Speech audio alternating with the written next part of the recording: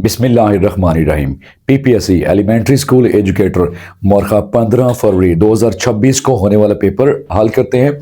और सबसे पहला सवाल हमारे पास है, if the oxidation state of a phosphorus changes from -3 to the zero it is called as. तो इस अमल को क्या नाम दिया जाता है?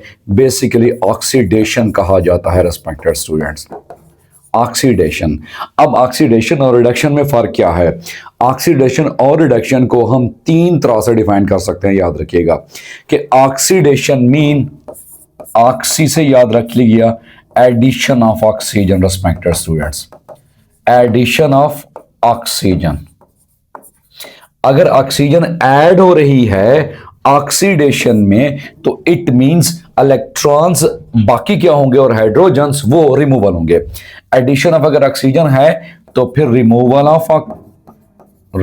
ऑफ इलेक्ट्रॉन्स और फिर रिमूवल ऑफ हाइड्रोजन, याद रखिएगा जी। तो ऑक्सीडेशन के हवाले से ये तीन डेफिनेशन हैं कि एक तो एडिशन ऑफ ऑक्सीजन, अगर ऑक्सीजन ऐड हो रही है तो इलेक्ट्रॉन और हाइड्रोजन क्या हो रहे होंगे, वो रिमूव हो रहे होंगे। रिडक्शन इसका उलट है।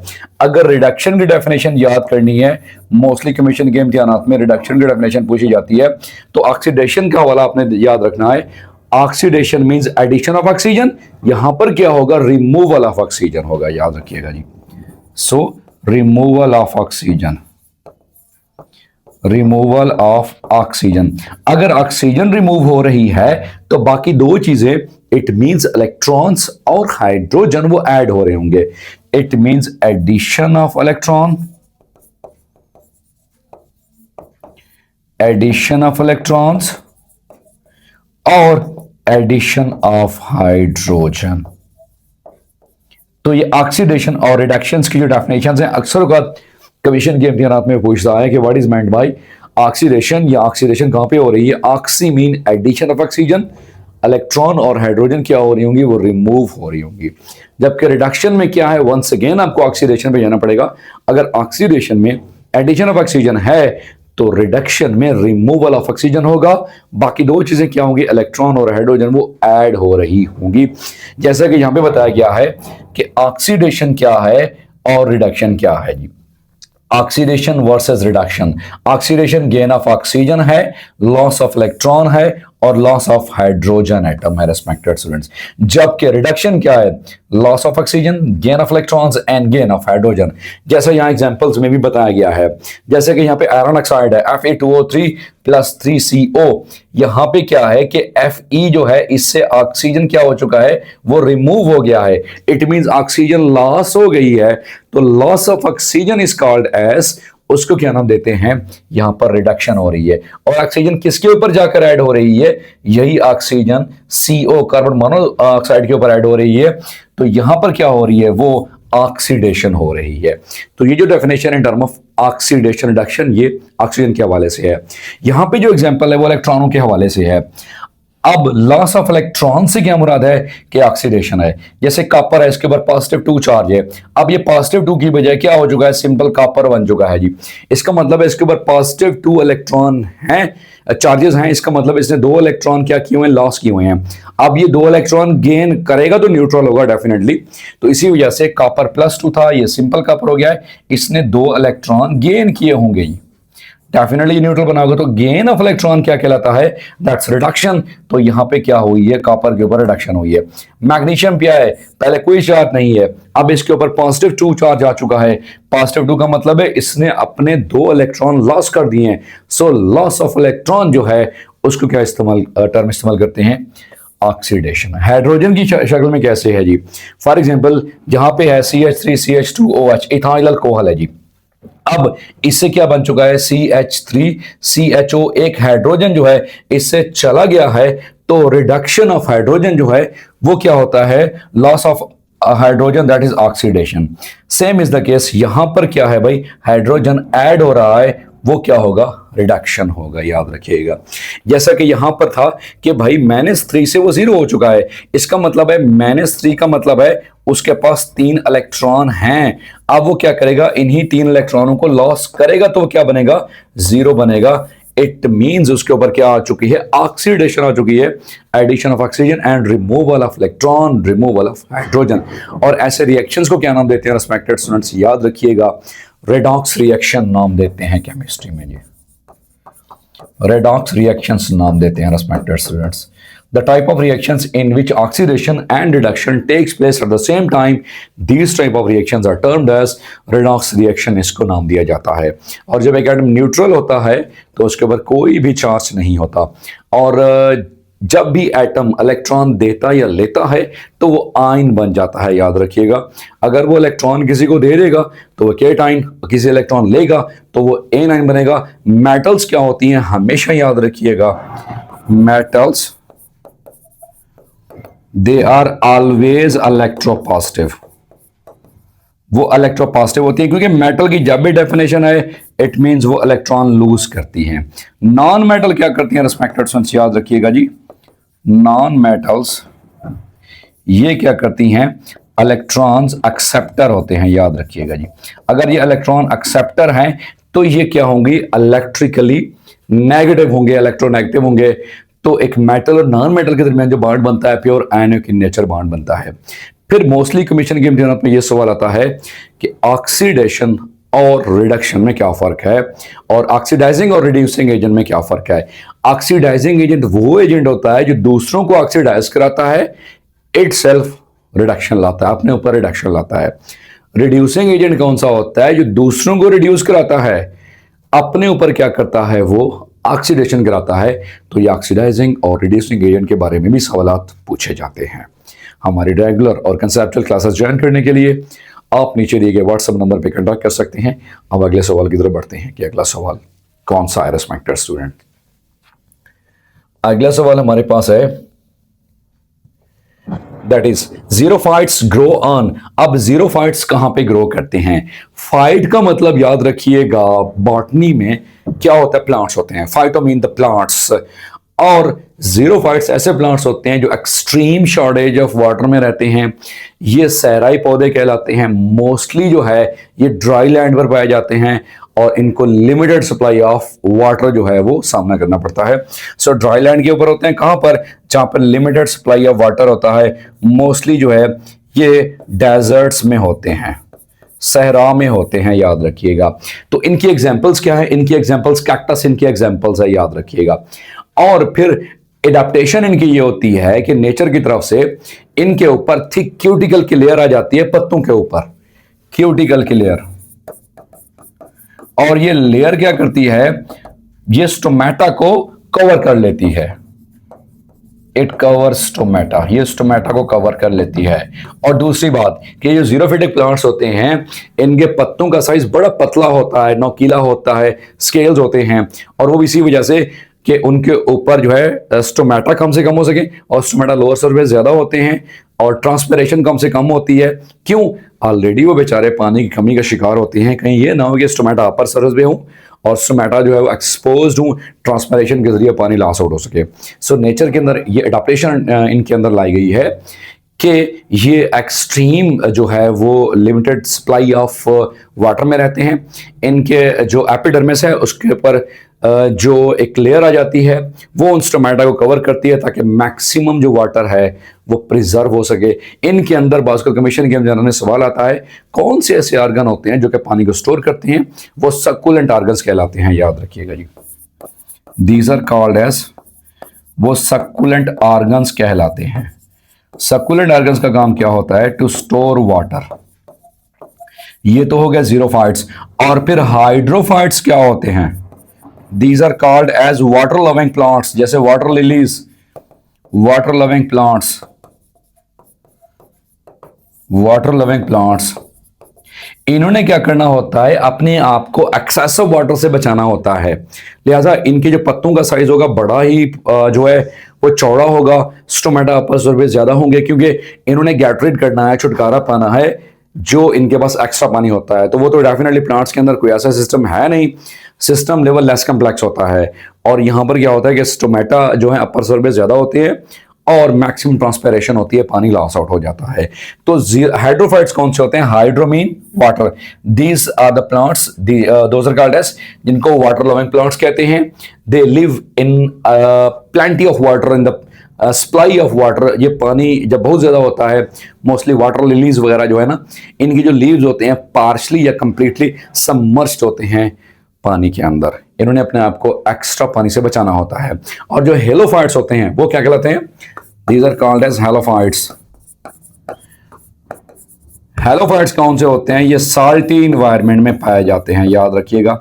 तो बास का ये डिफरेंट डेफिनेशन पूछी जाती हैं वन वर्ड सब्स्टिट्यूशन के हवाले से भी, कि जीरोफाइट्स आर कॉल्ड जीरोफाइट्स क्यों? क्योंकि वो एक्सट्रीम जो है वो लिमिटेड सप्लाई ऑफ वाटर में रहते हैं। और सकुलेंट ऑर्गन्स कहाँ पाए जाते हैं? जीरोफाइट्स में पाए जाते हैं। और ऐसे प्लांट्स जिनको नॉर्मल मॉडरेट वाटर की रिक्वायरमेंट चाहिए होती है वो क्या कहलाते हैं? मीजोफाइट्स कहलाते हैं। जिनको प्लेंटी ऑफ वाटर की जरूरत होती है वो हाइड्रोफाइट्स कहलाते हैं। जो सॉल्टी इन्वायरमेंट में रहते हैं उनको क्या नाम दिया जाता है? रिस्पेक्टेड स्टूडेंट्स याद रखिएगा, उनको हेलोफाइट्स कहा जाता है। अगले सवाल की तरफ बढ़ते हैं कि अगला सवाल कौन सा था। The next question is which organelle is synthesized in the nucleolus.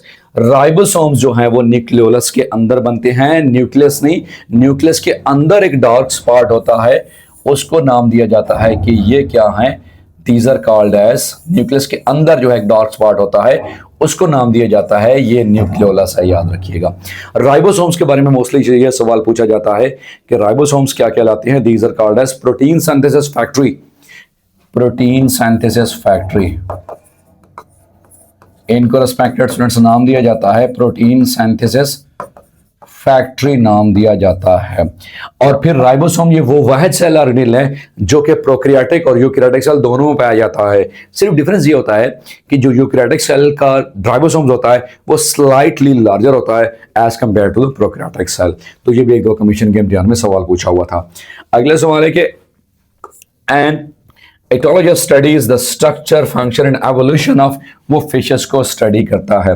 Double fertilization is found only in, वो एंजियोस्पर्म्स में ही पाई जाती है। और फर्टिलाइजेशन जो है वो सेल्फ भी होती है और क्रॉस भी होती है। प्लांट्स की बात करें तो वहां पर इसको पोलिनेशन के टर्म में इस्तेमाल करते हैं कि सेल्फ पोलिनेशन भी और क्रॉस पोलिनेशन भी कहलाते हैं।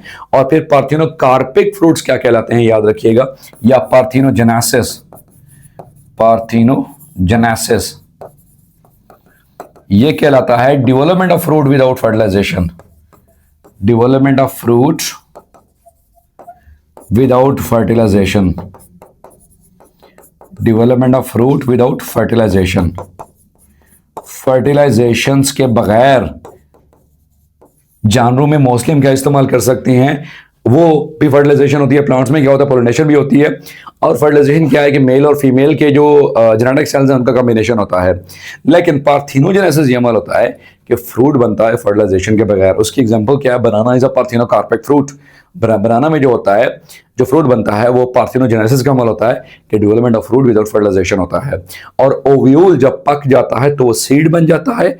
ओवरी जब पक जाती है तो फिर वो फ्रूट बन जाती है। याद रखिएगा जी कि राइपेंड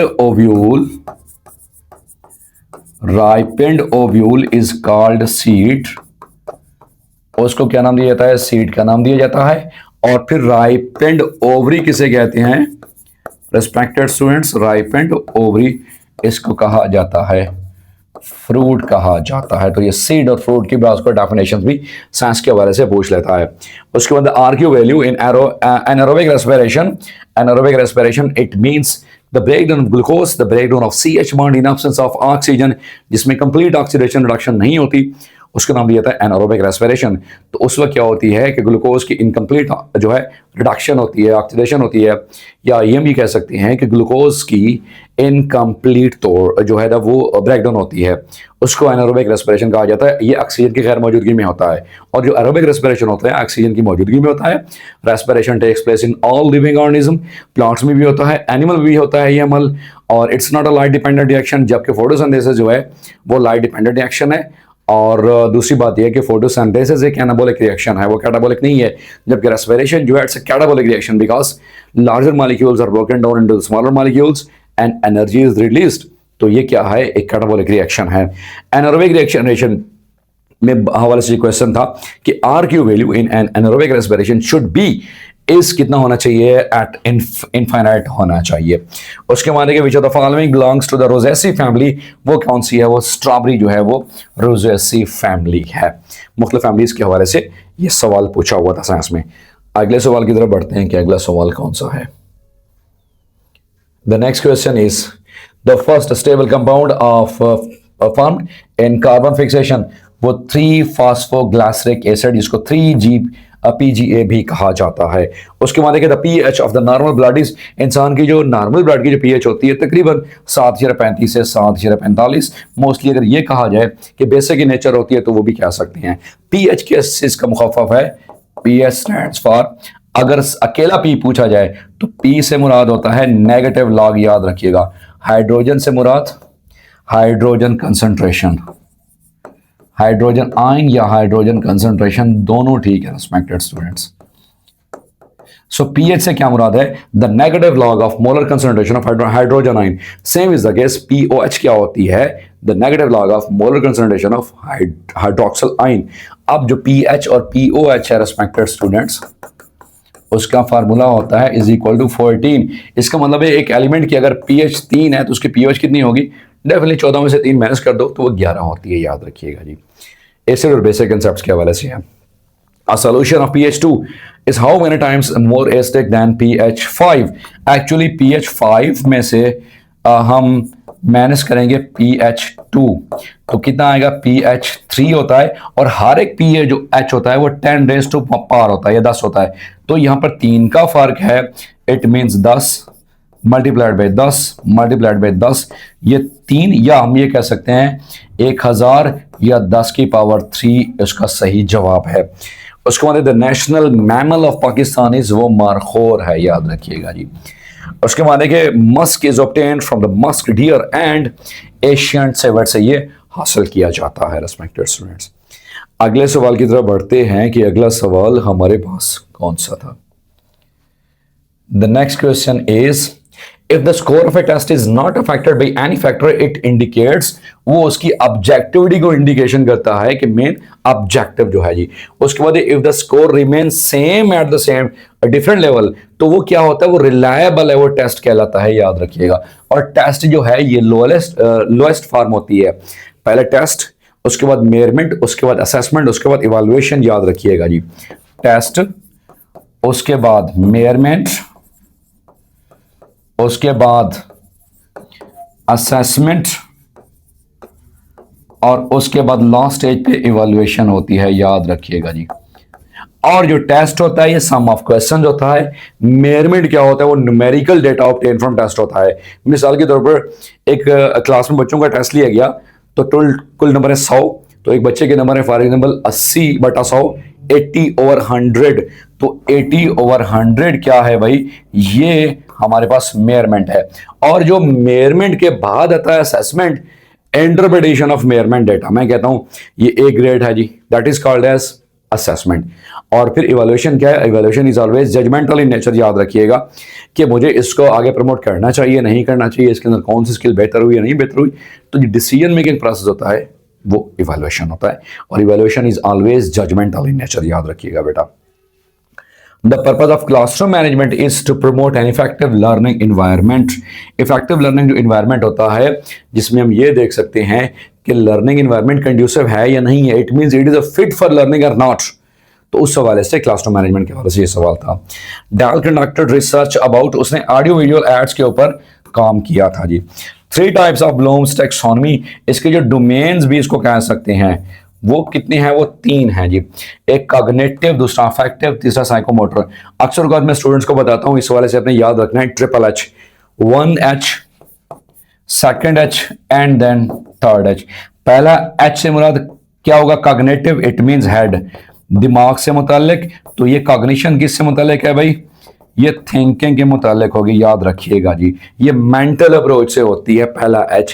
दूसरा H क्या है, affective domain, it means it is related to heart, it is related to values, ये H हर्ट से रिलेटेड है।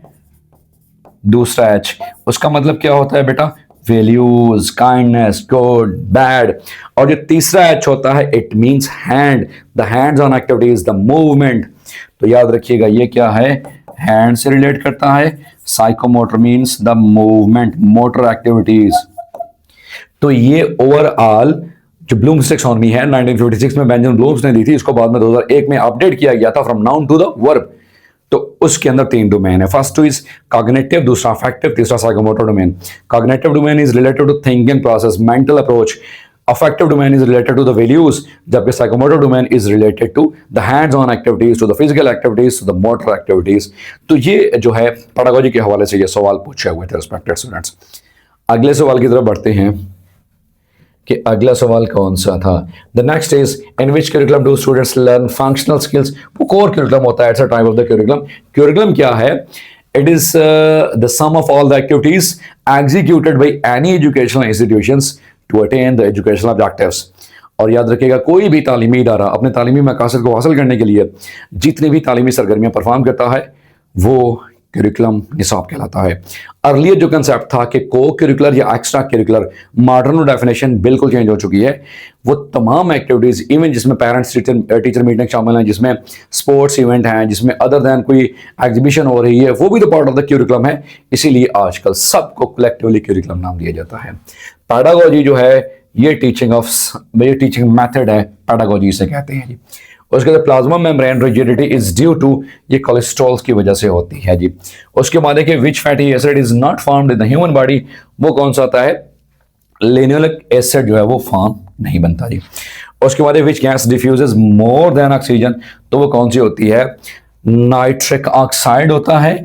बेसिकली ये गैस जो होती है इसमें डिफ्यूजन सबसे ज्यादा होती है। डिफ्यूजन क्या है कि movement of molecule from an area of higher concentration to an area of lower concentration, उसको डिफ्यूजन कहा जाता है। और एक गैसेस में डिफ्यूजन सबसे ज्यादा होती है और लिक्विड में थोड़ा कम होती है, सॉलिड में तो होती नहीं है क्योंकि सारे के मॉलिक्यूल क्लोजली पैक्ड होते हैं, इसी वजह से डिफ्यूजन कम और उनमें कम होता है। हाँ, सॉलिड में डेंसिटी सबसे ज्यादा होती है, इंटरमॉलिक्यूलर डिस्टेंस कम से कम होता है, मेल्टिंग बॉइलिंग पॉइंट हाई होता है। लिक्विड में क्या होता है, थोड़ा सा उनके दरमियान इंटरमॉलिक्यूलर डिस्टेंस बढ़ जाता है, इंटरमॉलिक्यूलर फोर्सेस वीकर हो जाती हैं और मेल्टिंग उनका जो बॉइलिंग पॉइंट होता है वो कम होता है। गैसेस में क्या होता है, मॉलिक्यूल्स फार अपार्ट होते हैं, इंटरमॉलिक्यूलर डिस्टेंस मैक्सिमम होता है, डेंसिटी मिनिमम होती है और उनका बॉइलिंग पॉइंट मोस्टली किस में होता है, वो नेगेटिव में होता है, याद रखिएगा, क्योंकि उनकी डेंसिटी भी सबसे कम होती है गैसेस की।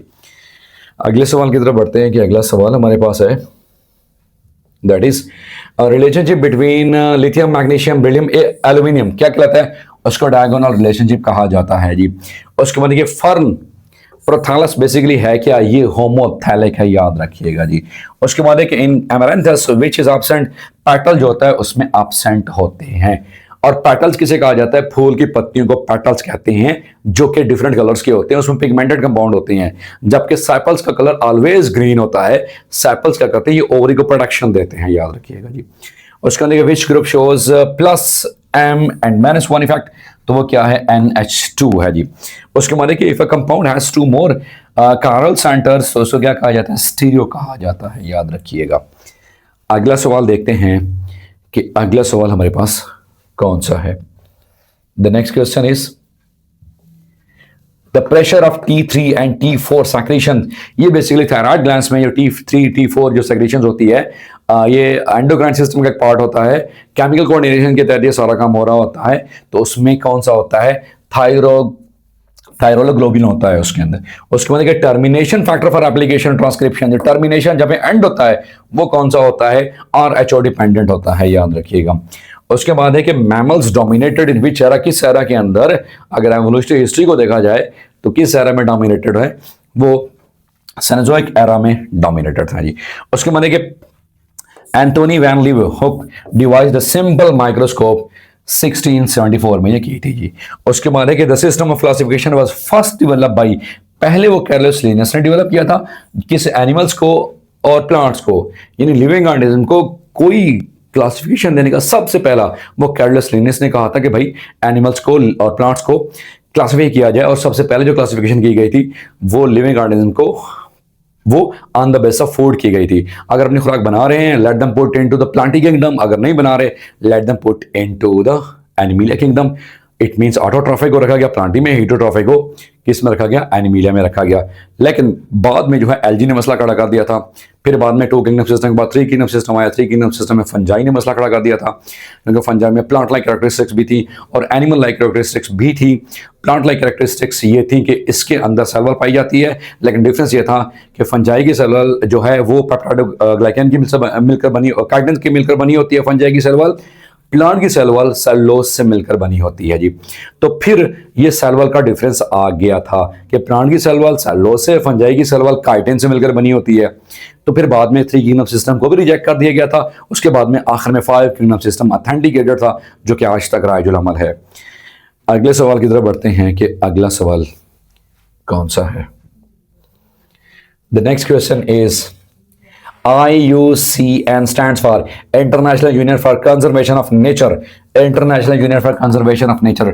और मोस्टली पाकिस्तान के अंदर भी कई ऐसे प्रोजेक्ट्स काम कर रहे हैं कि नेचर को प्रोटेक्ट करने के हवाले से, डिफॉरेस्टेशन को कंट्रोल करने के हवाले से ये प्रोजेक्ट्स डिफरेंट काम कर रहे हैं। बलूचिस्तान के अंदर, पंजाब के अंदर, चित्राल के अंदर बहुत सारे प्रोजेक्ट्स काम कर रहे हैं।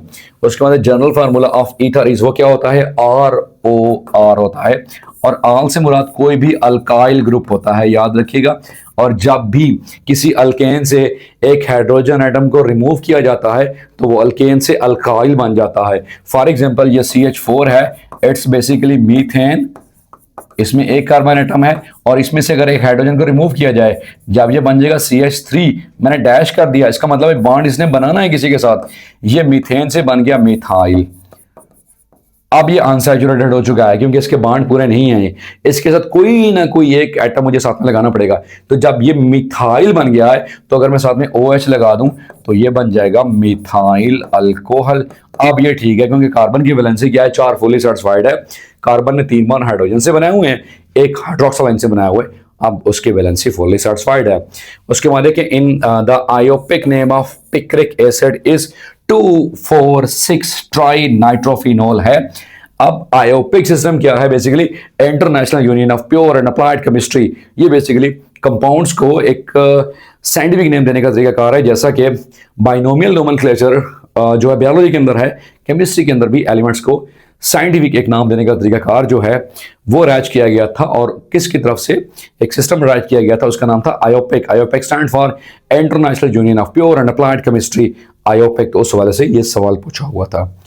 अगले सवाल की तरफ बढ़ते हैं। Which element is necessary for the biological nitrogen fixation, वो क्या होता है, मोलिब्डेनम होता है उसका। उसके बाद है कि went of studied the relationship between the temperature and the reactions in term of enthalpy के हवाले से उसने इसको स्टडी किया था, याद रखिएगा जी। अगले सवाल को देखते हैं कि अगला सवाल हमारे पास कौन सा है। The next question is revising a lesson plan before teaching. पढ़ाने से पहले उसको रिवाइज करना, डिफरेंट टर्म इस्तेमाल की जाती हैं। लेसन प्लानिंग भी होता है, लेकिन मोस्टली जो है प्रेपरेशन वो ज्यादा बेहतर, ठीक है। लेसन प्लानिंग भी होता है जिसमें सबसे पहले ये देखा जाता है कि कौन कौन से स्टेप्स हैं, एक्टिविटीज कौन कौन सी करानी है, रिकैप कैसे कराना है, ग्रुप वर्क कैसे कराना है, SLOs कैसे मैनेज करने हैं, और उसके बाद जो है कौन कौन सी एक्टिविटीज किस तरह से करनी है। तो पूरा एक प्लानिंग की जाती है, उसको लेसन प्लानिंग कहा जाता है जी। तो यहाँ पे क्या था बेटा, बेसिकली दैट्स प्रिपरेशन। उसके बाद देखिए which is not a fundamental education body, तो पैक जो है फंडामेंटल एजुकेशन बॉडी नहीं है, Punjab examination commission, but now it has been transformed in the PECTA. अब ये पैक जो है ये पैक्टा बन चुका है, Punjab educational curriculum training and assessment authority, ठीक है। तो Punjab educational curriculum training and assessment authority, तो इसके अंदर 2-3 जो है डिपार्टमेंट को जम कर दिया गया है। एक तो पैक को जम किया गया था, दूसरा ट्रेनिंग एक विंग था, कैरियर्स academy for educational development, Quaid को भी इसके अंदर जो है वो जम कर दिया गया था। तीसरा क्यूरिकुलम को भी जो विंग था इसको इसके अंदर जम कर दिया था। एक तो कायद विंग को इसके अंदर जम कर दिया गया है जो ट्रेनिंग विंग था, दूसरा पैक को पंजाब एग्जामिनेशन कमीशन था उसको भी इसी के अंदर जम कर दिया गया है, कायद को भी इसी के अंदर जम कर दिया गया है, और पंजाब टेक्स्ट बुक बोर्ड या जो क्यूरिकुलम था उसको भी इसी के अंदर जम कर दिया गया है। 3 डिपार्टमेंट्स को मिलकर एक डिपार्टमेंट बनाया गया है, that's called as PECTA. It stands for Punjab educational curriculum training assessment authority, तो ये उसका ओवरऑल एब्रीवेशन है। उसके बाद if a test accuracy forecast given criteria, तो वो क्या होता है, प्रेडिकेटिव वैलिडिटी होती है कि कोई क्राइटेरिया दिया गया है उसकी प्रेडिक्शन भी इस तरह से की जाती है, दैट इज प्रेडिकेटिव वैलिडिटी कहलाता है जी। When beta NH4 reacts with the Caesium potassium cyanide nucleophile, what is formed as Kb10H12CN whole H2 जो है ये बनता है +2। उसके माने कि काउंसलिंग जो है एज अप ये कंटिन्यूअस प्रोसेस है, जिस तरह से करिकुलम डेवलपमेंट भी एक कंटिन्यूअस प्रोसेस है, याद रखिएगा। ये भी कंटिन्यूअस प्रोसेस है और करिकुलम डेवलपमेंट भी डायनामिक प्रोसेस है, कंटिन्यूअस प्रोसेस है, ऑलवेज चेंजिंग प्रोसेस है। और फिर ये भी सवाल मोस्ट इंपॉर्टेंट है कि करिकुलम चेंज में सबसे बड़ी रुकावट कौन सी है, वो टीचर होता है। अगले सवाल की तरफ बढ़ते हैं कि अगला सवाल हमारे पास कौन सा है। The next question is local diversity of species, उसको अल्फा कहा जाता है। Total number of variety of animals और प्लांट्स, उसको क्या जाता है, एनिमल्स को कहा जाता है फाना, FANA, और प्लांट्स की टोटल नंबर ऑफ जो वैरायटी है ऑन अर्थ उसको फ्लोरा कहा जाता है, याद रखिएगा जी। उसके बाद क्या evolutionary relationship between species is called as, उसको फाइलोजेनी कहा जाता है। बेसिकली जो एवोल्यूशन के साथ साथ जो क्लासिफिकेशन के साथ साथ जब जानदारों की स्पीशीज की एवोल्यूशनरी हिस्ट्री को भी देखा जाता है तो उसको क्या कहा जाता है, उसको सिस्टमैटिक्स कहा जाता है जी। Classification of living organism, classification plus evolutionary history, इर्तकाई अमल जो इर्तकाई तारीख जो देखी जाती है, इन दोनों को कलेक्टिवली कहा गया, क्या कहा जाता है, सिस्टमैटिक्स कहा जाता है, याद रखिएगा जी।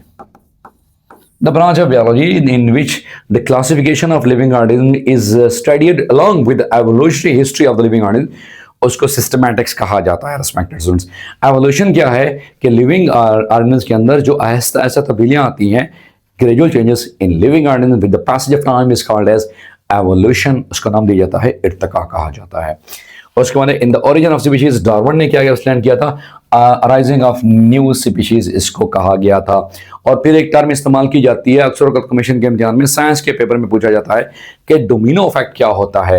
एक्चुअली जब किसी भी न्यू स्पीशीज को किसी भी इकोसिस्टम के अंदर इंट्रोड्यूस कराया जाता है तो उस वक्त एक स्पीशीज जो है वो दूसरी स्पीशीज के इफेक्ट को डोमिनेट कर देती है, जैसा कि यूकलिप्टस कैमाल्डुलेंसिस सफेदे को जो है वो एक्सपोर्ट किया गया था। तो लेकिन सफेदा जो है जिस जगह पे यूकलिप्टस कैमाल्डुलेंसिस होता है वो साथ में नियर बाय जितने भी प्लांट्स हैं उनके लिए वो एक शेल्टर और फूड का कॉम्बिनेशन भी होता है, तो ज्यादा पानी वो सक कर लेता है, तो एक तरह का वो डोमिनो इफेक्ट शो करता है रिस्पेक्टेड स्टूडेंट्स।